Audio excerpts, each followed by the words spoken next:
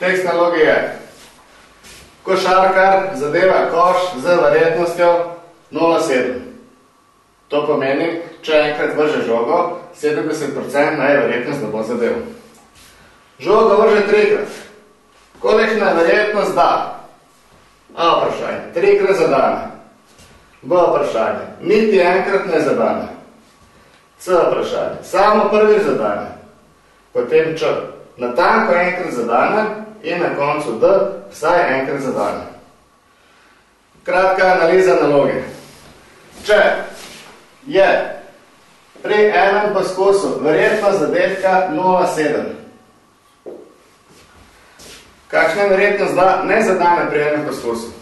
To je enostavno nasprotni dogodek. Verjetnost, da ne zadane, je 1 minus verjetnost zadetka. To bi bilo 1 minus 0,7 in je to 0,3. Tretje variante ni. Vrgo je žogo, ali je zadev 0,7 ali ni zadev, to je 0,3. In zdaj gremo na reševanje te naloge. Pod A je bilo vprašanje. Kakšna je verjetnost, da trikrat zadane? To se pravi, da mora prvič zadeti in v drugem poskusu spet mora biti zadetek in tretjič spet zadetek. Zadetek in zadetek in zadetek. In tukaj pomeni krat. Verjetnost, da bo zadev, je 0,7 in to je krat 0,7 in 0,7. Torej, kakšna je verjetnost, da bo trikrat zaporedoma zadev? To je 0,343. B vprašanje je bilo, kolikšna je verjetnost, da niti enkrat ne zadane? Niti enkrat ni zadev, če prvič ne zadane in drugič ne zadane in tretjič ne zadane. To se pravi ne. Enostavno imamo množenje 0,3 krat 0,3 krat 0,3. Rezultat je 0,027.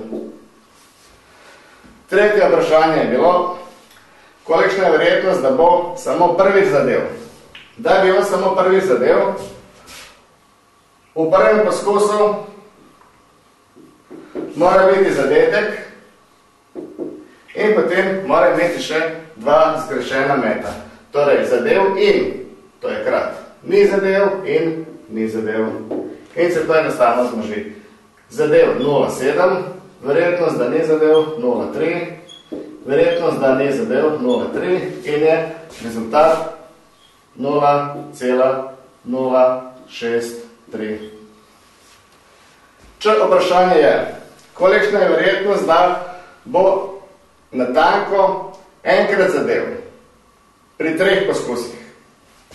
Tukaj imamo možnost, da je ta zadetek bil v prvem poskusu, v drugem poskusu ali v tretjem. In rešitev je zadev, potem ne in ne. Ali je plus. Ni zadev, pa je zadev, pa ni zadev. Ali ni zadev, pa ni zadev, pa je zadev. Torej, zadetek je lahko bil v prvem poskusu, ali v drugem, ali v tretjem. In to izračunamo.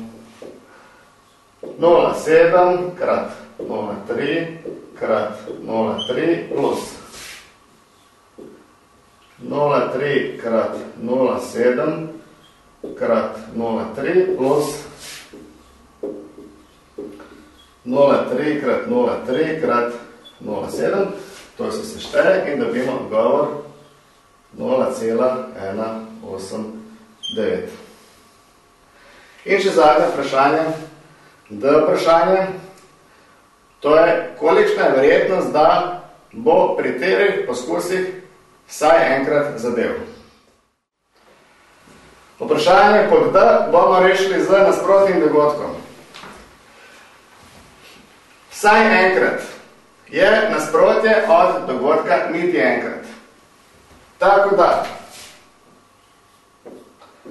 verjetnost dogodka D je 1 minus ne in ne in ne.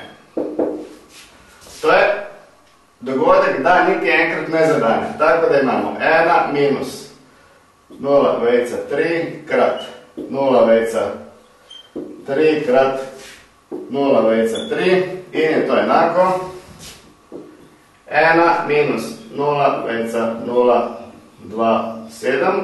Verjetnost dogodka D, da vsaj enkrat zadane, je 0,973.